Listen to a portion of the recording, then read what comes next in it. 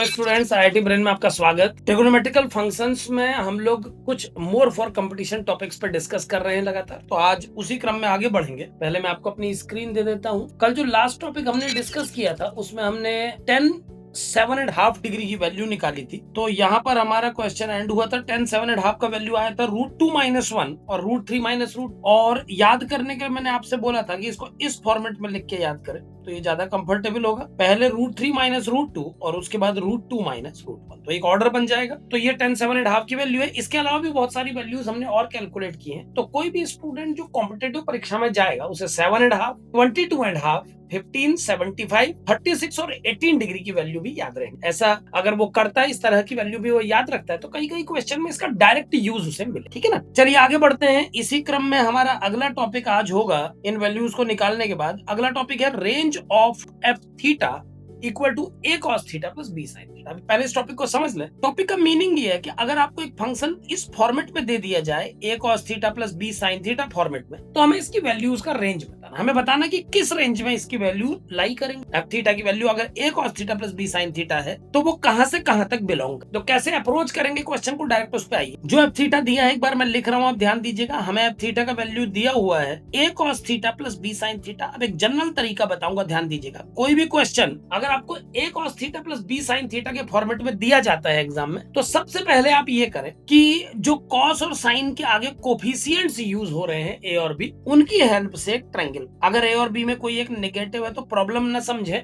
Negative है तो कोई बात नहीं, आप केवल न्यूमेरिकल वैल्यू को लेकर ट्रायंगल बना लें। नेगेटिव को एडजस्ट करने के लिए हम जानते हैं कि कोई ना कोई क्वाड्रेंट उस पेयर को एडजस्ट कर देता है, क्योंकि हमारे पास 4 क्वाड्रेंट है और हमें पता है plus plus, plus minus, minus plus, minus minus, सभी पेयर किसी न किसी क्वाड्रेंट के किसी एंगल के लिए वैलिड है। ठीक, तो फिलहाल मैं ए और बी को बेस और परपेंडिकुलर मान के एक ट्रायंगल बना रहा हूं। इस एंगल का नाम मैं अल्फा रख देता हूं। अब क्लियर है, पाइथागोरस लगाने पर हाइपोटेनियस आ जाएगा √a² प्लस b²। तो अब इस हाइपोटेनियस की वैल्यू को अगर मैं डिवाइड और मल्टीप्लाई करूं तो एफ थीटा का वैल्यू आ जाएगा √a² plus b² into a upon √a² plus b² cos theta plus b upon √a² plus b² sin। ध्यान से समझे क्या बना है। एफ थीटा का वैल्यू आ गया √a² plus b², a upon √a² plus b² cos theta plus b upon √a² plus b² sin theta. ये आपका एफ थीटा का वैल्यू आ गया है। ठीक है ना। अब जो a upon √a² plus b² है, इस डायग्राम के हिसाब से इसको होना चाहिए cos अल्फा।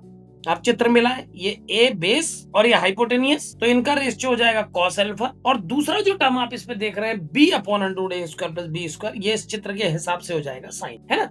तो इन दोनों वैल्यू को लगा के आपको एफ थीटा की वैल्यू क्या मिलेगी, गौर करें। एफ थीटा मिल जाएगा √a² plus b² into cos theta के साथ cos अल्फा। ये cos अल्फा है, मैं एक बार इसको हाईलाइट ही कर देता हूं। ये cos अल्फा है, है ना, और ये sin अल्फा है। ये आप डायग्राम में देख, बात उठती है आपके दिमाग में अल्फा क्या है। अल्फा वो एंगल है जो b को परपेंडिकुलर और a को बेस बना सकता है। अल्फा एक ऐसा एंगल है जो उस ट्रायंगल के लिए एंगल का रोल प्ले कर रहा है जिसके बेस और परपेंडिकुलर बेस b और a। हमने हाइपोटेनियस निकाल लिया √a² प्लस b², उससे डिवाइड कर दिया और मल्टीप्लाई भी किया बाहर, है ना।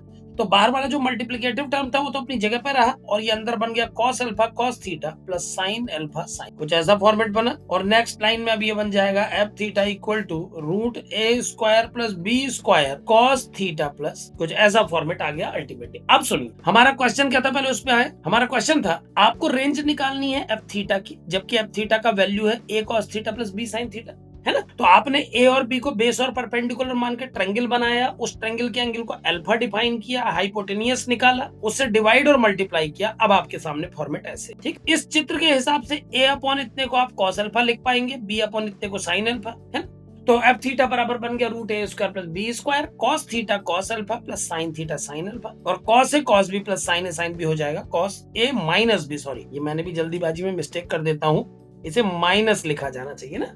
तो cos A cos b plus sin A sin b cos a minus b हो, तो एफ थीटा का वैल्यू आपके सामने आ गया √a² plus b² cos theta minus l। ठीक। अब एफ थीटा आने के बाद सुनिए कहानी क्या है। हमारा टारगेट है इस फंक्शन की रेंज निकाल, ठीक। और हम इस फंक्शन की वैल्यू क्या निकाल चुके हैं, गौर करें, इतनी निकाल चुके हैं। और अब आप जानते हैं कि जो cos थीटा माइनस अल्फा है, ये अपनी वैल्यू फिक्स -1 से +1 के बीच में ही दे पाएगा, क्योंकि ये ट्रिगोनोमेट्रिक कॉस फंक्शन है। यहाँ पर मैं क्या लिखूंगा सुनिए, we know that cos theta minus alpha is the value which ranges from -1 to +1, क्योंकि ये फिक्स है कि cos थीटा माइनस अल्फा -1 से +1 के बीच में रहता है। तो अगर मैं इस इनइक्वालिटी में √a² + b² से मल्टीप्लाई करूं तो ये बन जाएगा -√a² + b² से ग्रेटर है √a² + b² cos theta minus alpha, और इससे भी ग्रेटर हो जाएगा √a² + b², कुछ ऐसा है ना। यानी ये जो टर्म है आपका √a² + b² cos theta minus alpha, ये बन जाएगा -√a² + b² से +√a² b। एक बार फिर समझ लीजिए, हम जानते हैं ट्रिग्नोमेट्री में कि cos फंक्शन की वैल्यू -1 से +1 के बीच में होती है, तो cos थीटा माइनस अल्फा -1 से +1 के बीच में होगा। अब अगर cos थीटा माइनस अल्फा -1 से +1 के बीच में है, तो √a² + b² से मल्टीप्लाई करके ये कुछ ऐसा एक्सप्रेशन दे देगा। मैंने √a² + b² से इस पे भी मल्टीप्लाई किया है, इस पे भी किया और इस पे भी। अब ये ऐसा बन, तो फाइनल क्या समझ में आया कि ये जो वैल्यू है a cos theta + b sin theta, इसको आप लिख सकते हैं ऐसे। ये मैंने समझाया कि a cos theta + b sin theta के नंबर a और b की मदद से ट्रायंगल बनाइए, और ट्रायंगल बनाने के बाद √a² + b² हाइपोटेनियस निकाल के डिवाइड मल्टीप्लाई कीजिए, फिर ये बन जाएगा cos अल्फा, ये sin अल्फा। अब ये बन जाएगा इतना, ये वैल्यू -1 से +1 के बीच में बिलोंग करेगी। तो जब हम √a² + b² से मल्टीप्लाई करेंगे इस एक्सप्रेशन को, तो ये ऐसा। और अब इसको देख के आप बता सकते हैं कि आपका ये जो टर्म है ये -√a² + b² से +√a² + b² के बीच में बिलोंग करेगा। और सबसे बड़ी बात यह है बच्चों कि ये जो टर्म लिखा है ये कोई और नहीं है, ये एफ थीटा ही है, क्योंकि इसी को सॉल्व करके। तो मैं वापस इसकी जगह एफ थीटा लिख देता हूं, तो क्या रिजल्ट आ गया देखिए कि -√a² + b² से बड़ा है एफ थीटा, और उससे भी ज्यादा बड़ा है √a² + b²। अब आपसे कहता है एफ थीटा की रेंज बताइए, तो रेंज सुन लीजिए, ये रेंज है -√a² + b² से +√a²। यानी आपको कुछ नहीं करना है रेंज निकालने के लिए। एफ थीटा के फंक्शन में जो ए और बी का रोल अदा कर रहे हैं, उन दोनों के स्क्वायर को ऐड कर देना है, अनरूट कर देना है, उसी की माइनस वैल्यू से प्लस वैल्यू तक की रेंज में हमारा फंक्शन एफ थीटा लाए। ठीक है ना। चल कोई बात नहीं डियर, थोड़ा लेट हो गए तो कोई बात नहीं, जहां जब जागो तब सवेरा, जहां से जुड़े वहीं से आगे बढ़ेंगे। तो -√a² + b² से +√a² + b² तक इसका आंसर। ठीक है ना। तो ये हमारा क्वेश्चन हो गया रेंज ऑफ। तो कभी भी ऐसा कोई सवाल एग्जाम पूछता है कंपटीशन की, और आपको देखते ही फील होना चाहिए, लेकिन आप अगर a cos theta + b sin theta look देखें तुरंत आपके माइंड में ना आए तो फिर कोई मतलब नहीं है इस बात को समझाने का। देखते ही फील हो जाना चाहिए। a cos theta + b sin theta आपने देखा और समझा, रेंज का सवाल आता ही आपका यही स्टेप। जैसे एक एग्जाम्पल के माध्यम से इस बात को और आगे बढ़ाया जा सकता है। जैसे मान लीजिए आपके सामने एक एक्सप्रेशन दिया है थीटा के नाम पे, क्या लिखा है एक्सप्रेशन सुनिए, 2 cos थीटा -3 sin। अब यहाँ माइनस ले रहा हूँ, ऊपर प्लस था, तो क्या होगा देखो, सिंपल सी बात। आप कुछ मत कर रहे हैं, टेंशन लो ही मत। आप एक ट्रायंगल बनाओ, जो रूल मैंने बताया, ट्रायंगल बनाओ, उसके बेस को 2 मानो, परपेंडिकुलर को 3। मतलब आमतौर पर मेरी आदत है कि मैं कॉस के आगे लिखे नंबर को बेस मानता हूँ, साइन के आगे परपेंडिकुलर, लेकिन रेस्ट्रिक्शन नहीं है आपके ऊपर। आप इन दोनों को चेंज करिए, आपका अपना चॉइस। आपको जो फॉर्मूला पसंद है आप उससे करिए ना। मुझे कॉस है कॉस भी प्लस साइन साइन भी, कॉस है कॉस भी माइनस साइन है साइन भी वाले रास्ते पे चलने की आदत है। तो मैं कॉस के साथ कॉस रहने देना चाहता हूं और साइन के साथ साइन। यही वजह है कि कॉस के साथ का कोफिशिएंट मेरे लिए बेस बनता है और साइन के साथ का कोफिशिएंट मेरे लिए परपेंडिकुलर। अब हाइपोटेन्यूज निकालना मैंने सिखाया। ये √13 कैसे आया खुद सोच लो। √13 से डिवाइड और मल्टीप्लाई कर दिया तो ये ऐसा बन गया। इस लाइन को खुद समझ लेना मैंने क्या कर दिया भैया, समझ जाओ, ये बन गया। और अब इस चित्र को इस सवाल से जोड़ो। अगर इस एंगल का नाम अल्फा रख देता हूं तो जो 2/√13 है उसे मैं कह पाऊंगा cos अल्फा। तो ये पहला टर्म हो गया cos थीटा cos अल्फा, और माइनस के बाद दूसरा टर्म हो गया sin थीटा और साथ में sin, क्योंकि 3/√13 को बोलेंगे sin। और अब सॉल्व करके ये क्या बनेगा देखिए, cos है cos भी माइनस sin है sin भी, दैट इज cos a। ये देखो अब थीटा आ गया ना। अब खुद देखो यार, थीटा इतना आ गया। अब तुम लोग जानने वाले हुए कि ये जो वैल्यू है -1 से +1 के बीच में ही रहेगी। तो भैया जब ये -1 से +1 के बीच में रहेगी तो √13 बाहर से लिखा है, तो अब थीटा कहाँ रहेगा, -√13 से +√13 के बीच। ये हो गया। अब ये सवाल भी हमने चित्र बना के किया। अब सुनो, एक सवाल और जोड़ता हूँ इसी में। अब इतना सीखने के बाद आगे अगर कोई सवाल एग्जाम में आता है तो अब आपको क्या करना सुनिए। एफ थीटा का वैल्यू दिया है मान लीजिए 6 sin थीटा +8 cos थीटा, ठीक है, और आपसे कहा इसका रेंज बता। आगे से चित्र भी मत बना, अब तो डायरेक्ट समझ जाओ ना कि हर बार हो क्या रहा है।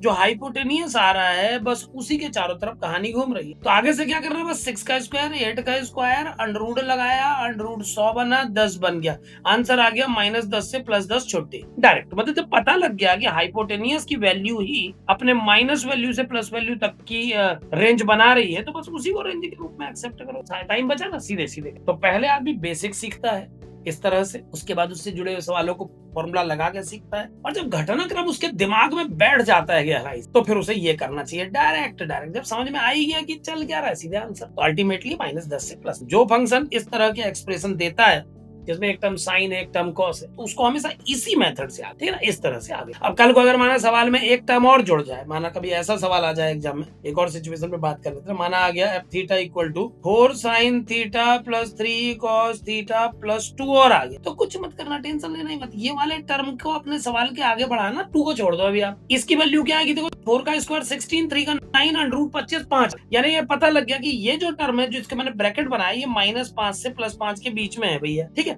और 2 आगे से लिखा है, इसको भी दे दे 2, इसको भी दे दे 2, तो अब आंसर आ गया -3 से 7 के बीच में छुट्टी। तो अगर एक एडिशनल कांस्टेंट और है, कोई टेंशन लेने की जरूरत नहीं है, जो सवाल का पार्ट है जिसका लुक कॉस और साइन से मिलकर बना है, उसका रेंज निकालो, और जो 2 है वो तो सबको मिलेगा भैया, वो -5 को भी दीजिए +5 को भी दीजिए, तो अब रेंज हो गई -3 से 7, ठीक है ना। तो ऐसे वाले सवाल भी इसी कैटेगरी में शामिल माने जाएंगे, जिसमें एक एडिशनल कांस्टेंट अलग से आएगा, ठीक। तो ये हमारा टॉपिक खत्म हुआ, रेंज ऑफ f थीटा। आगे बढ़ते जाएंगे, अगले थीम पे आते हैं। ये आर्टिकल भी पूरा हुआ भैया हमारा। अगला आर्टिकल आपके सामने आ गया है, सम ऑफ, वो सम ऑफ लिखा, थोड़ा नीचे कर देता हूं, सम ऑफ साइंस और cosines of N angles in ये फॉर्मूला भी अगर आपको याद हो जाए तो क्या बात है। ये तो कई सवालों में भाई साहब अपना बढ़िया परफॉर्मेंस देता है। ये कई कंपटीशन के सवालों को एक लाइन में सॉल्व करने में हेल्प करता है। अब आज तो मैं इसका पूरा डिटेल में एनालिसिस करके बताऊंगा, लेकिन आप लोग रोज एनालिसिस नहीं करते रहेंगे, आप फॉर्मूला रटेंगे। ये बात याद रखना, ट्रिगोनोमेट्री में कमांड बनानी है, पहले फॉर्मूले रटो, उसके बाद पूछो हमसे कि अब और क्या करेंगे ना। प्रैक्टिस भी सब कुछ सेकेंडरी है ट्रिगोनोमेट्री में, पहले फॉर्मूले मेमोराइज करो सूक्ष्म तरीके, जिस फॉर्मूले को, मतलब फॉर्मूले जिनको रटे होते हैं उनके साथ बेनिफिट क्या है कि वो जैसे ही सवाल को देखते हैं उनकी फीलिंग बननी शुरू हो, सवाल का लुक देखते हैं उनका दिमाग चमकने। जिन्हें फॉर्मूले याद नहीं है उनकी आंखें पत्थर जैसे देखती है सवाल, है ना, उनको कुछ नहीं समझ में आ रहा हो क्या। तो जब फॉर्मूला रट करके ट्रिगोनोमेट्री पूरी रिजॉल्व हो सकती है तो क्यों ना रटी। और अभी तो मैं डिटेल में पढ़ा रहा हूँ तो सब डेरिवेशन बताता हुआ चल रहा हूँ, बट डेरिवेशन आज बता दे रहा हूँ बस आपकी भूख शांत करने के लिए, आपको पता लग जाए कि ये बने कैसे। बाकी आगे से आपको डेरिवेशन नहीं करना है, फॉर्मूले रटने हैं, आपकी रिक्वायरमेंट बस इतनी है इस एग्जाम, ठीक है ना। चलिए तो अगले में आ जाते हैं। अब थीटा निकालना सिखा दिया, पिछला आर्टिकल कंप्लीट। अगला आर्टिकल है सम ऑफ साइंस और cosines of N angles in. अगर एन एंगल आपको अर्थमेटिक प्रोग्रेशन में दिए हैं तो उन एंगल्स के साइन का सम और कोसाइन का सम। कैसा लुक होगा सवाल का, पहले लुक पे। पहली सीरीज जो सॉल्व करनी होगी वो कुछ ऐसी दिखेगी, देखिए साइन ए प्लस साइन ए प्लस डी, ठीक है, ऐसे दिखते जाएगी, देखते जाओ इसको। अगला टर्म साइन ए प्लस 2d, और ऐसे करते करते करते बहुत टर्म आएंगे, एन टर्म तक ले लेता हूँ। वो हम लोग आमतौर पे हमारी आदत होती है एन टर्म तक ही खेलते हैं ना हम लोग। तो a प्लस 2d और करते करते करते भैया nth नंबर पे आएगा sine a plus n minus 1 into d. वो आप जानते हैं एक पीछे रहता है ना। अब एपी क्या सिखाऊं, आप लोग समझदार है, एपी का वैसे भी टॉपिक पूरा पढ़ा चुका हूँ, 18 क्लास तक एपी चला था, मुझे याद है अभी भी, एपी जीपीएचपी। तो सम ऑफ साइंस और cosines of N angles in AP. अगर एन एंगल एपी में है तो उन एंगल को नहीं जोड़ना है, पहले माइंड में सेट करें टॉपिक को, एंगल्स के साइंस और उनके कोसाइंस को ऐड कर। तो जो लिखा है पहले उसको मैच कराओ, जो टॉपिक हेडिंग डली वही है ना, sum of not angles, sum of sine of angle. मैंने आपको एंगल्स जो एपी में है उनको नहीं ऐड करना है, एंगल एपी में है लेकिन आपको पहले उन एंगल में साइन कन्वर्ट करने, साइन फंक्शन लेने, फिर जोड़। और एक बार यही काम आपको कोसाइन में करना है और आपको चेक करना है कि इसकी वैल्यू क्या। तो पहला मैंने उठा लिया है केस, साइन ए प्लस डी प्लस साइन ए plus 2d plus dash dash dash sine ए plus N minus 1 into D. एक बार और बता दूं, कोई भी बच्चा अपनी खोपड़ी में ये बात नहीं लाएगा कि ये एपी में है, खबरदार, ये एपी में नहीं। कल को कह दिया कॉमन डिफरेंस बताओ तो पता लगा आपने घटा दिया sine A plus d minus sine, that is not it. Sine जो है ये एपी में नहीं है बच्चों, बस इनके जो एंगल हैं वो एपी। तो पहले आर्टिकल को सही ढंग से माइंड में सेट, एंगल एपी में है और उन एंगल्स के साइन का समेशन निकाल, सवाल ये, ठीक है। अब आइए, सम ऑफ साइंस और cosines of N angles in A. तो पहला केस आपके सामने साइन ए प्लस डी, साइन ए प्लस 2d, साइन ए प्लस एन माइनस वन ठीक है। तो अब ये बहुत कॉम्प्लिकेटेड यार, कैसे पेयर, अगर पेयर भी बनाते हैं, सपोज माना बच्चे ने कहा सर मेरे दिमाग में आ रहा sine C plus sine D, तो दो दो के जोड़े बना लेते हैं, है ना, दो दो के जोड़े और सॉल्व करेंगे। या एक दूसरे ने सजेस्ट किया कि इन दोनों का जोड़ा बना लीजिए सर, फिर इन दोनों का जोड़ा। तो दिक्कत कहां पर है जानते हैं? ये एन कितना है अपन को नहीं पता, पता नहीं ये 100 है, 1000 है, लाख है, कितने जोड़े। और सबसे बड़ी बात है, अगर जोड़ों में कोई सिमेट्री नहीं मिली तब क्या करो, क्योंकि चांस तो नहीं है सिमेट्री मिलने का। भाई जब sine C plus sine D का फॉर्मूला लगता है तो जो आंसर आता है इसकी क्या गारंटी कि उसमें सिमेट्री हो। तो ये रास्ता सही, इतने सारे टर्म है तो ये रास्ता सक्सेसफुल नहीं होगा। तो डेफिनेटली अब क्या माइंड में लाना पड़ेगा, सुनिए मेरी बात को मैं बताता हूँ। इससे पहले जब मैंने एपी जीपी एचपी पढ़ाया तो एक मेथड बताई थी डिफरेंस। क्या कंसेप्ट होता है डिफरेंस मेथड का, समझिए। डिफरेंस मेथड क्या करती है, किसी सीरीज के टर्म्स को एक बिल्कुल यूनिक लुक दे। जैसे मैं एक एग्जांपल देने की कोशिश करूं, माना किसी सीरीज का पहला टर्म किसी पर्टिकुलर प्रोसेस के दौरान आपने ऐसा बना दिया f1 माइनस f2, ठीक है, और दूसरे टर्म को बना दिया f2 माइनस f3, फिर तीसरे टर्म को आपने बना दिया f3 माइनस f4, है ना, और nth टर्म को आपने बना दिया fn माइनस fn प्लस 1, ठीक। तो ऐसा अगर आपने इसको लुक दे दिया, उसके बाद आप इन सबको जोड़ दें तो ये sn कहलाएगा, आपको पता है tn सब जुड़ते हैं t1 से tn तक, तो SN हुआ। और यहाँ आप देखिए इस आपके द्वारा किए गए महान कार्य का परिणाम क्या हुआ कि आपको एक खूबसूरत सीरीज मिली जिसमें आप देख पाए कि टर्म किस तरह से कट रही। यही डिफरेंस मेथड की सक्सेस होती है कि डिफरेंस मेथड में हम टर्म्स को इस तरीके से जमा लेते हैं कि हमें कैंसिलेशन न, समझ रहे ना, हमें कुछ ऐसा ही करना, हमें इन टर्म्स को कुछ ऐसा लुक देना पड़ेगा ताकि इनका कैंसिलेशन हम फील, नहीं तो खुद सोचिए ना कैसे जोड़ूं बताइए। ये साइन है, इसको साइन ए प्लस डी ओपन कर दूं तो बन जाएगा sine A cos D plus cos A sine D. लिखने में तो बहुत मजा आएगा, लेकिन उसकी अगली लाइन क्या होगी ये सोचो। तो आगे सब काला काला नजर आ रहा, कुछ नहीं दिखाई दे रहा आगे, है ना। तो इनको ओपन करने से कोई फायदा नहीं है, sine C plus sine D लगाने से भी कोई फायदा नहीं है, किसी भी तरीके से आगे बढ़ना सक्सेसफुल नहीं हो। तो हमें क्या करना पड़ेगा, हमें इस कॉमन डिफरेंस की हेल्प से एक टर्म क्रिएट करना पड़ेगा। मैं बताता हूं कि डिफरेंस मेथड किस तरह से इन सवालों में बेनिफिशियल बनती है। मैं जो चेंज कर रहा हूं इस सवाल में, आप उस पर पहले नजर रखिएगा, मैं क्या कर रहा हूं गौर करिए। इसी सीरीज को मैं फिर लिख रहा हूं साइन ए, और इस साइन ए को मेरी तरफ से गिफ्ट, एक पहला टर्म है साइन ए, उसको मैंने दिया अपनी तरफ से sine D by two. Purpose अभी बताऊं, ये जो मैंने डी का एवरेज लिया ना, जीरो और डी का कॉमन डिफरेंस डी है, तो कोई भी पहला टर्म में जीरो है, अगले में डी, तो जो डी बाई टू लेने का पर्पस, अभी एक सेकंड दीजिए मुझे, मैं समझाता हूं। पहला बना sine A sine D by two, अगला बन गया साइन ए प्लस डी साइन डी, ठीक है, और अगला जो था वो बन जाएगा sine A plus 2d sine D by two. और ऐसे ही करते करते जो अंतिम खिलाड़ी बैठा था, डरावना खिलाड़ी, साइन ए plus N minus 1d into sine D. अब क्या किया मैंने, आप लोग समझ गए होंगे, मैंने एक साइन डी बाई टू से इस पूरी सीरीज में मल्टीप्लाई किया है। अब ये तो गलत है मैथ्स में भाई, ऐसे कैसे फ्री फोकट में मल्टीप्लाई, तो उतना ही डिवाइड करके मैं बैलेंस किए, ठीक है। अब ये लाइन आपको समझ में आई, पहले ये बताए आपको, ये साइन सब जोड़ने थे, कोई रास्ता खुला हुआ नहीं था। मैंने एक साइन डी बाई टू को किसी विशेष पर्पज से, डिफरेंस मेथड की याद आई है मुझे, क्योंकि मैं जानता हूं कि एक अरेंजमेंट बना के ही सवाल को प्रोसीड कराया जाए। तो साइन डी बाई टू से मैंने पूरी सीरीज के हर टर्म को मल्टीप्लाई किया और उतने से ही डिवाइड कर दिया, हिसाब बराबर कोई दिक्कत, ठीक। अब एक काम करता हूं, एक 2 से और मल्टीप्लाई डिवाइड करूंगा, आप लोग देखते रहिए। नेक्स्ट लाइन में बन जाएगा 1/2 साइन डी बाई टू। ये जो 2 मैंने डिवाइड किया है सबको दूंगा, बेईमानी नहीं होगी कोई भी, आप ध्यान देते रहें, नजर रखें मेरे ऊपर, मतलब कि मैं मैथ्स के साथ कोई गलत हिसाब कैलकुलेशन तो नहीं कर रहा हूँ। Sine A plus D sine D by two, ये बन गया दूसरा टर्म। तीसरा बन जाएगा 2 sine A plus 2d sine D by two, और ऐसे ही करते करते भैया लास्ट टर्म बनेगा 2 multiple of sine A plus N minus 1 into D into sine D बन गया लास्ट, ठीक। तो पहले मैंने साइन डी बाई टू से मल्टीप्लाई किया, फिर 2 से, एक साथ भी कर सकता था, बट मैं चाहता हूं स्लोली स्लोली समझ लो आप पहले क्लियरली।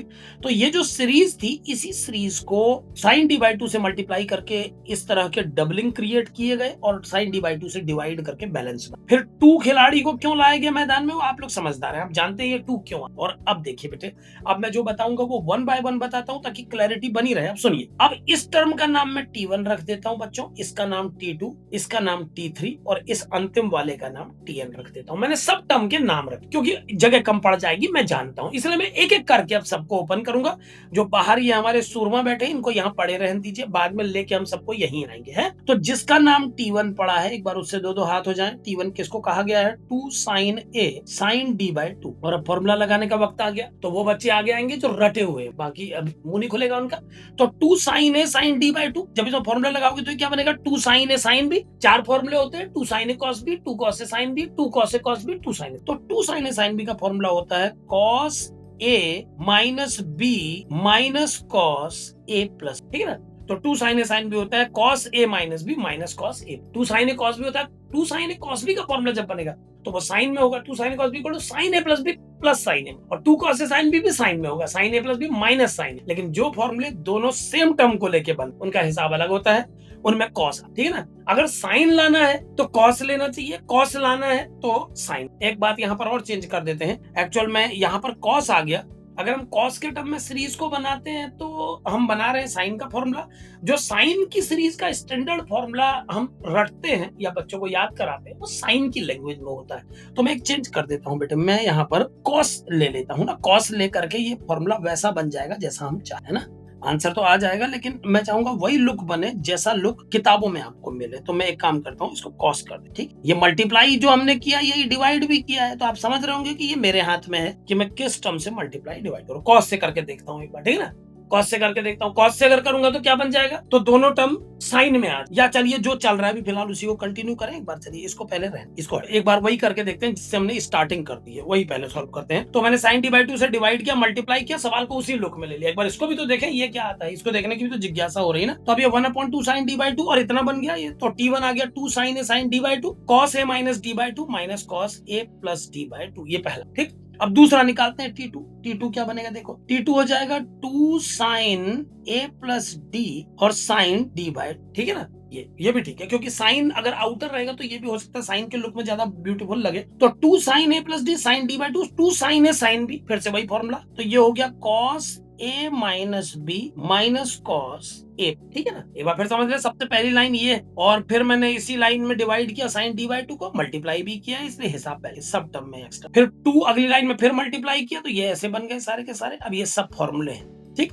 तो 2 sin A sin B cos A minus B minus cos A plus B, 2 sin A sin B cos A minus B minus cos A plus B, और इस तरह से फॉर्मेट बनते चले जा रहे हैं। अगला केस देखते हैं, T3 क्या बनेगा। T3 बन जाएगा 2 sin A plus 2D और sin D/2, तो ये बन जाएगा cos A plus 2D minus D/2 minus cos A plus 2D plus ये, है ना। ऐसे टर्म बनते जा रहे हैं। T3 ये हो गया, और इसी क्रम में आगे बढ़ते बढ़ते बढ़ते जब आप Tn को लिखेंगे तो Tn क्या बन जाएगा, देखिए Tn बराबर बन जाएगा 2 sin A plus n minus 1D into sin D/2। ये लास्ट टर्म है बच्चों, ये वाला मैं इसको भी हाईलाइट करके दिखाता हूँ। इस टर्म की बात चल रही है, लास्ट है ना, क्योंकि पैटर्न का पता लग रहा है तो लास्ट टर्म को ही लिख लेते हैं डायरेक्ट। तो ये लास्ट टर्म क्या बन जाएगा, देखिए ये बन जाएगा cos A की जगह ये पूरा, हाँ ये पूरा A है और ये B है, cos A minus B/2 minus cos A plus B, ये इतना हो गया प्लस। अब ध्यान से एक बार इसको माइंड में सेट कर ले, फिर हम आगे की ओर बढ़ रहे हैं। मैंने क्या किया मैं एक बार बता दूं, मैंने sin D/2 से मल्टीप्लाई डिवाइड करके इन फॉर्मूलों को कंप्लीटेशन दिया। अब ये 2 sin A sin B, 2 sin A sin B, 2 sin A sin B बनते जा रहे हैं, और 2 sin A sin B का formula cos A minus B minus cos A plus B, cos A minus B minus cos A plus B, cos A minus B minus cos, और last term भी cos A minus B minus cos, सब बन गए। अब हमें क्या करना है सुनिए, हम इनका सब, हमें T1 से लेकर Tn तक सबका समेशन चाहिए। इस समेशन को निकाल के मैं इसी जगह पे वापस रख दूंगा और फिर इससे डिवाइड करके हम आंसर की तरफ बढ़ेंगे। एक बार प्रोसेस समझ लीजिए, हमें ये सब निकालना था, 2 और sin D/2 से मल्टीप्लाई करके ये ऐसा बन गया। ये सब बहुत ज्यादा हो गए थे, भीड़ बढ़ गई थी, इसलिए मैंने T1 T2 T3 सबको इंडिविजुअली कैलकुलेट किया अलग, और अब मैं इनको ऐड, अब इन सबको ऐड कर रहा हूँ, ध्यान दीजिएगा। तो लेफ्ट में तो सबका समेशन आ जाएगा जिसको मैं SN लिख, T1 से लेकर Tn तक सबके समेशन को हमने SN मान लिया। बेटे ऐसा है, जो ये पूरा डिस्कशन चल रहा है मयंक जी, ये बोर्ड एग्जाम से स्टार्ट होके JEE तक। एक्चुअल में ये पूरा जो डिस्कशन है ये लेवलिंग में बटा है। लेवल 0 में जब ये चैप्टर शुरू हुआ था ना, तो सबसे पहले NCERT से ही शुरू हुआ था। NCERT की जो एक्सरसाइजेस थी उनको सॉल्व किया गया, फिर लेवल 1 में NCERT की जो फाइनल एक्सरसाइज है मिसलेनियस उसको किया गया। अब हम लेवल 2 में हैं, तो अब वो टॉपिक डिस्कस कर रहे हैं जो NCERT में नहीं है ना, मोर फॉर कंपटीशन नाम से अब लेवल 2 चल, जो कि पिछले 3-4 दिन। ठीक, इसके बाद अगले चरण में फिर हम डिस्कस करेंगे, फॉर्मूला मैप आपको दूंगा, फिर एग्जाम्पलर करेंगे, देन जेई मेंस के। अभी जेई मेंस के प्रॉब्लम पे स्टॉप कर दे रहे हैं जब तक मेंस के एग्जाम कंप्लीट ना हो जाए। उसके बाद इसी फाइल में एडवांस की, वैसे एडवांस के लिए एक पूरा फुल डिस्कशन बैकयार्ड में बनाया था मैंने, है ना। एडवांस के लिए तो एक बार बना चुका हूँ, पिछले साल का भी पढ़ा है, एक बार उन क्वेश्चंस को भी करके देख ले। वो सारे के सारे अच्छे क्वेश्चन ढूंढ ढूंढ के मैंने बनाए हैं पिछले बार के लाइव क्लासेस। वो ये 31 क्लासेस है मैथ्स की, और सब में मुझे उम्मीद है कि आपको सारे क्वेश्चन लगेंगे अच्छे, जिसमें आप 1 मिनट सोचने पर मजबूर कर देंगे आपको, है ना। तो उनको प्रैक्टिस करिए जो एडवांस पे करना चाहते हैं। फिलहाल जब तक मैं मेंस पे हूं तब तक आप करिए, मेंस निपटते फिर एडवांस, ठीक है ना। मेंस निपटते एग्जाम, बस एक बार निपट जाए मेंस अप्रैल वाला, तब तक मैं जितना भी कर लेता हूँ, इसको आगे बढ़ाता हूँ, फिर इन फाइलों में एडवांस के जोड़ने हैं, ठीक है ना। चलिए, तो ये बन गया। अब इन सबको ऐड कर दिया तो एसएन कितना आ गया, देखिए। जैसे ही मैं इनको ऐड करूंगा तो क्या खास बात दिखेगी, अब आप लोग गौर करें। ये जो टर्म है इसको गौर से देखो, ये है a plus d minus D by to, यानी a प्लस डी बाई। अगर इसको सॉल्व करें तो ये बनेगा a plus D by two, और ये जो टर्म है इसको भी गौर से देखो, ये भी a plus D by, a plus D by. सिंगेज कर रहा हूँ सर, सिंगेज की यानी कि जो प्रैक्टिस बुक आती है ना सिंगेज की, कर सकते हो क्वेश्चन तो उसमें बहुत है, लेकिन इस समय जो लोग एडवांस की प्रिपरेशन में जुट गए हैं, मेरे हिसाब से पीवाईक्यूज ज्यादा अच्छे नहीं होंगे। पीवाईक्यूज अगर करें आप, ठीक पिछले 10 साल में क्या पूछा है, तो आपने परीक्षा को टच करते हुए पढ़ाई, जो एग्जाम पूछ रहा है उस पर अटैक कर, है ना। अभी किताबें आपको अप टू मार्क, ज्यादा अप टू मार्क क्या होगा खुद फील करिए ना। अगर आप पेपर करें वो ज्यादा अप टू मार्क है, किताबें करना, तो मेरे हिसाब से पेपर। अगर आप एडवांस में जुट गए हैं, पास आउट स्टूडेंट को तो सीधे, अगर कोई बोर्ड एग्जाम वाला है वो 1 महीने बोर्ड में रहेगा, उसके बाद वो शुरू करेगा, उसको भी पीवाईक्यू ही करना चाहिए मौका में। तो पीवाईक्यू इस समय ज्यादा करेक्ट करेंगे आपको क्वेश्चन से। अगर आप सारे पेपर करके बैठे देन आप प्रैक्टिस बुक ले सकते हैं, लेकिन अगर आपके पिछले 10 साल के पेपर सारे सवाल नहीं किए आपने, तो पहले एक बार उनको, ठीक है ना। चलिए, तो इन सबको मैं ऐड कर रहा हूँ, क्या बनेगा T1 से Tn तक का एडिशन। देखो ये सारे टर्म जोड़ के बन गया Sn, और यहाँ पर गौर करो, ये जो टर्म है ये बना cos a plus D by two, और ये बन गया ये भी cos a plus D by to. तो कटते हुए देखिए अब इनको, ये वाला टर्म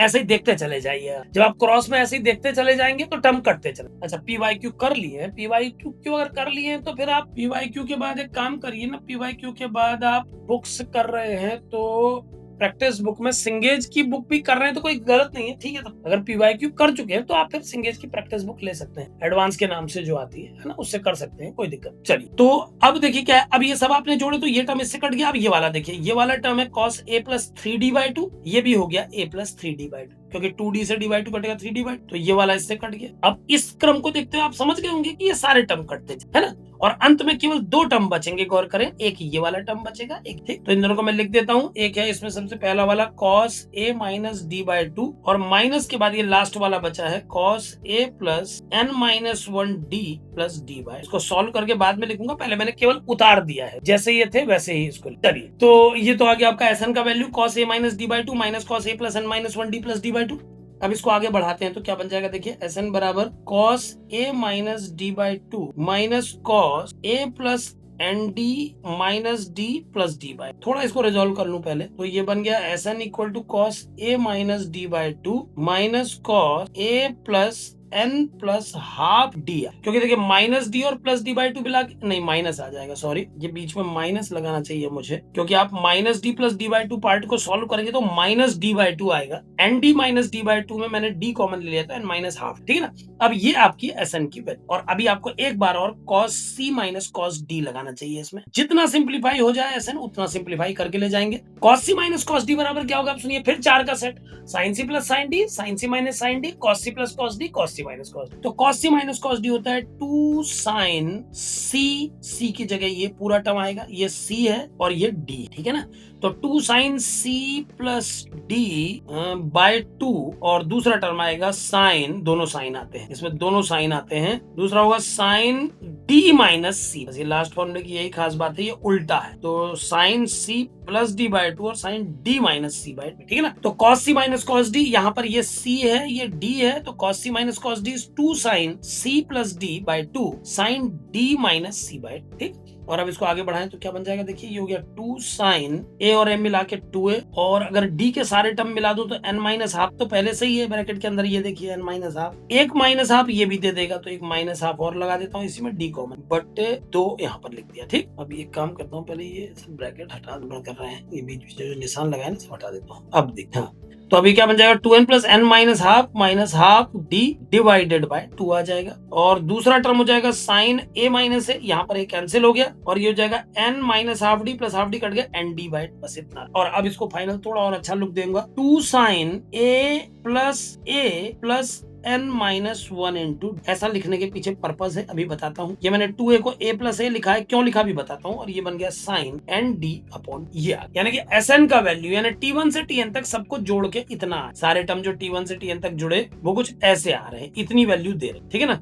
अब ये जो वैल्यू यहाँ पर मैंने लिखी है इसको मैं उठा करके रख देता हूँ इसकी जगह पे। ये पूरा समेशन जो आया है इसको रख देता हूँ यहाँ, जहां से हमने सवाल को चेंज किया था लेवल को, वहीं पर रख देते हैं। ये समेशन हमको तलाश थी ना इसकी, तो इसकी वैल्यू निकल आई है ये। अब ये वैल्यू उठा करके मैं इसकी जगह जो और बढ़ा लेते हैं। तो ये Sn की वैल्यू जैसे ही मैं अप्लाई करूंगा इस जगह पे तो क्या बन जाएगा, देखिए ये जो एक्सप्रेशन था, इस एक्सप्रेशन में इसकी वैल्यू रखने पर बाहर से जो 1/2 साइन डी बाई 2 था वो तो रहेगा ही रहेगा। सो जो क्वेश्चन था उसकी अगली लाइन क्या बन जाएगी, सो इक्वेशन, इसको कुछ नाम दे दो, ये जो समेशन लिख देता हूँ चलो। So sum will become equal to 1/2 sine D by 2, ये तो पहले से ही था। और ये जो Sn की वैल्यू आई इसको लिख देता हूँ 2 साइन ए plus N minus one into D upon 2 और साइन एन डी अपॉन 2। ये मैंने क्या किया एक बार समझ लीजिए इस बात को। ये 2 पहले कैंसिल कर देते हैं। ये सम जो मैंने लिखा है ये क्यों लिखा समझिए, हम इस सम को कैलकुलेट कर रहे थे बच्चे, है ना। ये सम हम कैलकुलेट कर रहे थे। इस सम को कैलकुलेट करने के लिए हमने 2 साइन डी बाई 2 से मल्टीप्लाई और डिवाइड किया, सवाल बदल गया ऐसा। उसके बाद ये सवाल हो गया बहुत है भारी, बहुत लॉन्ग टाइप क्वेश्चन हो गया ये। तो ये जो पूरा टर्म है इसे सॉल्व करने के लिए मैंने इसके पार्ट किए, मैंने T1 T2 T3 सबको अलग अलग निकाला। इन सबको अलग अलग कैलकुलेट करके जब मैंने ऐड किया इनको तो एक खास बात दिखाई दी, इनके बहुत सारे टर्म मिड टर्म कैंसिल हो, केवल फर्स्ट और लास्ट बचे। देन इन दोनों को जोड़ करके फाइनल मैंने Sn का वैल्यू निकाला, वो इतना आया। ये Sn का वैल्यू यहाँ से उठ करके कहाँ अप्लाई किया जा रहा है, इस जगह, है ना। तो जिस समेशन को हम निकाल रहे थे जिसकी वैल्यू यहाँ तक पहुंच चुकी थी, जब उस वैल्यू को हम इसमें लगाएंगे इसकी जगह पे तो क्या बन जाएगा, ये बन जाएगा सम इक्वल टू 1 अपॉन। अब फाइनली अगर मैं सम की जगह भी वो सम पूरा लिख दूं तो कैसा दिखेगा ये फॉर्मूला, वो सुनिए। फाइनली इसका लुक कैसा बनेगा समझे। ये बन जाएगा साइन ए प्लस डी प्लस साइन ए प्लस 2d, और भी ऐसे कई टर्म। लास्ट टर्म होगा साइन ए plus N minus one into D. ये हमारा टारगेट, हम इसको निकालने के लिए आगे बढ़ रहे थे। और इसे सॉल्व करते करते हमने जो आंसर निकाला वो आपके सामने, वो है साइन ए। अब इस पे गौर करिए, साइन ए plus N minus one into. अब याद कैसे करे बच्चा कि ये आ क्या रहा है, इतना बड़ा आंसर आ रहा है। तो इसको गौर से देखेंगे तो ये साइन ए और A plus N minus one into D का एवरेज। अब ये दोनों कौन है, ए और A plus N minus one D, तो ये जिस सीरीज को आप जोड़ रहे हैं उनका पहला और अंतिम टर्म है साइन के अंत। तो मैं ऐसे लिख देता हूँ इस फॉर्मूले को, sine first angle plus last angle बट्टे 2 इंटू बगल में है sine D N D by sine N D by 2 और डिवाइडेड बाय नीचे लिखा है साइन डी। तो इस फॉर्मेट में हम इसको याद करें, ठीक। तो ये फॉर्मूला फाइनली कैसा लिखा जाएगा, साइन ए plus D plus dash dash dash plus sine ए plus N minus one into D, यानी टोटल एन टर्म है। और इनका सम आएगा sine N D by 2 upon sine D by 2 into sine first angle plus last angle by. ये कितना प्यारा look है इसका, ये है ना। इसे याद कर लेंगे, इसको मैं हाईलाइट कर देता हूँ। इस रिजल्ट को आप ये रिजल्ट याद करके आप अपना बेनिफिट समझिए। आप कोई भी सीरीज अगर साइन में पूछी जाती है तो डायरेक्ट इस फॉर्मूले को लगा के उसका आउटकम देख पाएंगे, है ना। तो साइन ए प्लस डी प्लस साइन ए प्लस 2d प्लस साइन ए plus N minus one into D पूरा जोड़ करके यहाँ नमस्ते अक्षर, है ना। तो अब ये आ गया पूरा फॉर्मूला, ठीक। कैसा सवाल इससे सॉल्व हो जाएगा, इस तरह का देखो। जैसे मान लो कल को क्वेश्चन आ गया sine 10 degree plus sine 20 degree plus sine 30 degree sine 40 degree, ऐसे पूछा। Sine 30 degree sine 40 degree, last में लिख दिया साइन 90 डिग्री का वैल्यू बताओ इसकी, है ना। अब 10 की वैल्यू 40 50 इनकी वैल्यू दिक्कत तो करेगी, लेकिन ये फॉर्मूला अगर किसी बच्चे को याद है तो बस वो फट से गिनेगा, वो कहेगा यार टोटल टर्म है 9, 10 से 90 तक टोटल है 9, तो एन का वैल्यू 9 आ गया। और अब सीधे वैल्यू लगा के क्या लिखेगा, साइन, मैं आंसर लगा रहा हूँ बेटा, इसमें लगा रहा हूँ वैल्यू, ध्यान दीजिए। एन की वैल्यू होगी 9, डी की जगह होगा 10 डिग्री, और जो फर्स्ट टर्म है वो है 10 डिग्री और लास्ट एंगल है आपका 90 डिग्री। सीधे फॉर्मूला देखो, साइन एन की जगह 9, डी की जगह 10 बट्टे 2 बट्टे साइन डी की जगह 10 बट्टे 2 into sine first angle 10 last angle 90 बट्टे 2। सीधे लगाया आपने। अब ये न्यूमरेटर पे होगा साइन 45 डिग्री, जिसकी वैल्यू हमें याद है, साइन 5 डिग्री हमें बिल्कुल याद नहीं है, और साइन 50 डिग्री, ये भी हमें याद नहीं भैया, एक याद है, 2 याद, ठीक। लेकिन सिंप्लीफाई करना था तो जैसा आ गया वही ठीक। सर आज भी नहीं आई बेटा, अभी बताता हूँ तेरे लिए, मैंने बना के रखा है। सर ये फॉर्मूला याद करने की जरूरत है क्या? हाँ याद करना है इसको, यही देखो, ऐसा ना 2000 फॉर्मूले याद करके जाता है बच्चा परीक्षा में, यूज तो 10-12 ही होते हैं ना, तो एग्जैक्ट तो नहीं बताया जा सकता कि कौन सा फॉर्मूला आएगा एग्जाम में, किसका यूज होगा। अब लेकिन पढ़ाई कर रहा है कोई प्रॉपरली तो उसको सारे फॉर्मूले याद करना ही पड़ेंगे ना। अगर याद करके फायदा है, कोई बहुत कठिन तो है नहीं, कठिन नहीं बने करके मैं बिल्कुल सिमेट्री दिखा रहा हूँ इसके अंदर की। तभी मैंने देखो इस फॉर्मूले को अपने अपने हिसाब से एक लुक, ताकि आपको याद करने में सहूलियत हो, है ना। जैसे ए फर्स्ट एंगल था और ये लास्ट एंगल, तो इसको मैंने क्या लुक दिया, sine ND/2 by sine D/2, sine first angle plus last angle by. इस लुक में याद करने को बोली इसलिए रहा हूँ क्योंकि ये याद करने के लायक है, तो फॉर्मूले रहे, ठीक ना। और मैंने अक्सर वो बनाया है यार तेरे लिए एक हल्का सा, अभी बस मैं क्लास को स्टॉप करके दिखाता हूँ तुझे, ठीक है ना। वो एक किस तरीके से करना है वो मैं दिखाता हूँ अभी देखो। तो साइन 10 से साइन 90 तक आ गया, साइन 9 × 10/2 बाय साइन 10/2, साइन 10 + 90/2, तो इतना आ गया। अब साइन 50 की वैल्यू, 45 की वैल्यू तो पता है 1/√2। साइन 5 डिग्री को कुछ मत करो भैया, वो थोड़ी याद करता है हर कोई, और साइन 50 डिग्री को भी हाथ मत लगाओ। तो इस तरीके के फॉर्मेट में इसका। अब अगर साइन 50 और साइन 5 की वैल्यू भी एग्जाम में दी है तो ठीक है, उनका भी इस्तेमाल। डेरिवेशन इंपॉर्टेंट नहीं है तेजस, याद करना है। लेकिन अब मैं क्योंकि डिटेल बना रहा हूँ, मैं उन बच्चों के लिए भी बना रहा हूँ ना जो बोर्ड एग्जाम की तैयारी करते हैं, वो करते हैं, तो जब बना रहा हूँ तो फिर पूरा विस्तार से ही बना, हर टॉपिक को विद डिस्क्रिप्शन बना रहा हूँ। लेकिन आप जो परीक्षा देने वाले हो 2 महीने बाद, तुम्हें तो ये रिजल्ट जो पीले पीले कर दिए ये याद करो, है ना। ये रिजल्ट याद करो, ये रिजल्ट हर किसी को हाईलाइट कर दो, और अलग से एक फॉर्मूला मैप भी दूंगा हर चैप्टर में, दे ही रहा हूँ। अभी हम लेवल 2 में, लेवल 4 में हर चैप्टर पे एक फॉर्मूला मैप भी दे। अगर आप पिछले वीडियोस में देखेंगे तो 5 लेसन खत्म हो चुके हैं, 5 का फॉर्मूला मैप। तो ऐसे 32 चैप्टर के 32 फॉर्मूला मैप होंगे, बस उनको याद करके कोई फॉर्मूला बचेगा नहीं, मैं बचने नहीं दूंगा। मतलब सभी कवर करते हुए बड़ा फॉर्मूला मैप बनाता हूँ जिसमें सब कुछ कवर, ठीक है ना। चलिए, तो ये इस तरह से काम आएगा, ठीक।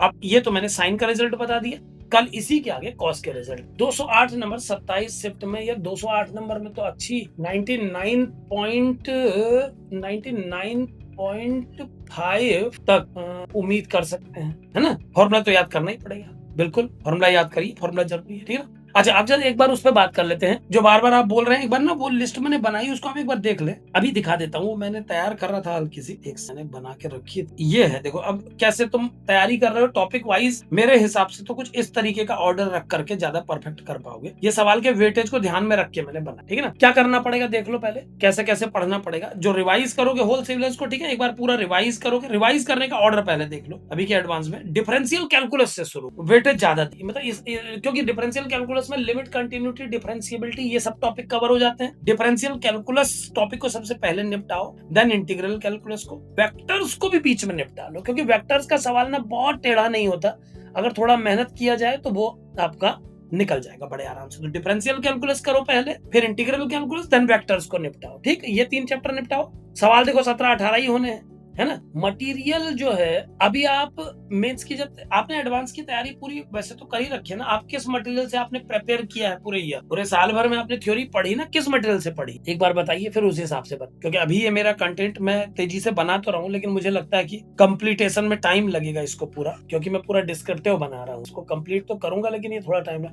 अच्छा, अरिहंत से कोई दिक्कत नहीं है, अरिहंत से आपने मटेरियल पूरा तैयार किया, मतलब सारे चैप्टर पढ़े हैं, सब कुछ पढ़ा है, आप पूरे टॉपिक पढ़े हैं, कोई टॉपिक छोड़ा तो नहीं है मैथ्स का। आप 11 के बाद 12th की मैथमेटिक्स भी, तेजस भाई 11-12th का मिक्स चल रहा है, ये आपने गलत बोल, है ना। 11-12th का आपने गलत बोल दिया। अभी जो चैप्टर चल रहे हैं, मैं एक बार आपको दिखाता हूँ, आप स्क्रीन पे देख पाएंगे, मैं इसको एक बार शो कर दूं। ये देखिए, मैं आपको दिखाता हूँ। जो पहला चैप्टर हमने किया था वो था सेट थ्योरी, ये फर्स्ट फाइल सेट की है, ठीक। दूसरा हमने पढ़ा था रिलेशन एंड फंक्शन, ये भी 11th का है। तीसरा लॉगरिथम। चौथा रिलेशन एंड फंक्शन 12th का निपट चुका है। ये इस हिसाब से चल ही नहीं रहा है कि 11th के लिए कि 12th के लिए, ये मैथमेटिक्स चल रही है, मैथ्स चल रही है, इसमें 11-12th का फाउंडेशन मत लगाइए आप। जो चैप्टर सबसे सुटेबल जो ऑर्डर हो सकता है, ये उस पर चल, है ना, सुटेबिलिटी के हिसाब से चल। जैसे मैं आपको एक हाईलाइट देता हूँ, ये है वो पन्ना जो मैंने आप लोगों को टेलीग्राम पे भी दिया है। अब आप वहां देखते नहीं हो और बार बार मुझसे एक ही सवाल पूछते हो। ये है पेज, देखो ये वाला पेज है, इस पेज को आप ध्यान से देखो। ये है वो पेज जिसमें पूरी डिटेल आपको मिलेगी। ये है ऑर्डर जिससे मैं पढ़ा रहा, ठीक है ना। Set theory, then relation function, logarithm, ये 3 11th के हैं। देन देखिए ये 4th 12th का चैप्टर आ गया, ये मैं करा चुका हूँ, बिल्कुल इसी ऑर्डर में भाग रहा हूँ। ये कर चुका, ये कर चुका, ये निपटा चुका, ये अब मैं यहाँ हूँ और ये मेरी नजरों में सबसे बड़ा चैप्टर करा रहा हूँ, इसको निपटा लूंगा तो मुझे लगेगा 20% खेल खेल गया, ठीक, अकेला इसमें। फिर इनवर्स ट्रिगोनोमेट्री 12th का है, क्योंकि ट्रिगोनोमेट्री के जस्ट बाद आनी चाहिए इनवर्स ट्रिगोनोमेट्री, समझ रहे हैं? तो ये इस हिसाब से बनाया जा रहा कि 11th 12th दोनों कवर होते रहे, और सीक्वेंस ऐसे सेट किया है कि एक ऐसा बच्चा जो 11th 12th दोनों पढ़ना है जिसको, वो किस ऑर्डर में सबसे अप्रोप्रिएटली पढ़ सके। तो टॉपिक का मिलान करते हुए चला है, जैसे सेट थ्योरी कंप्लीट की, फिर रिलेशन फंक्शन 11th का, फिर सीधे 11th का 12th का नहीं करा है, क्योंकि रिलेशन फंक्शन 12th वाले में कई लॉग के सवाल हो, तो पहले बीच में लॉग को रख दिया ताकि वो फंक्शन में निपट जाए, उसके बाद लॉग को निपटा के फिर आए 12th के रिलेशन फंक्शन में, समझ रहे हैं ना? अब 12th का रिलेशन फंक्शन निपटाने के बाद सीक्वेंस एंड सीरीज क्यों करा दी पहले? क्योंकि अब भी देखना ट्रिगोनोमेट्री में कई सवाल सीक्वेंस एंड सीरीज के फॉर्मूले से होंगे, बल्कि अब भी आपके सामने जो डेरिवेशन निकाला उसमें सीक्वेंस एंड सीरीज की जरूरत पड़ी, तो रिक्वायरमेंट के हिसाब से ऑर्डर सेट, ठीक है ना? तो बस उम्मीद करिए कि ये पूरा एक बार हो जाए कंप्लीट, तो ये पूरा मटेरियल ही तैयार हो जाएगा, ठीक है ना? अब इस पे आइए।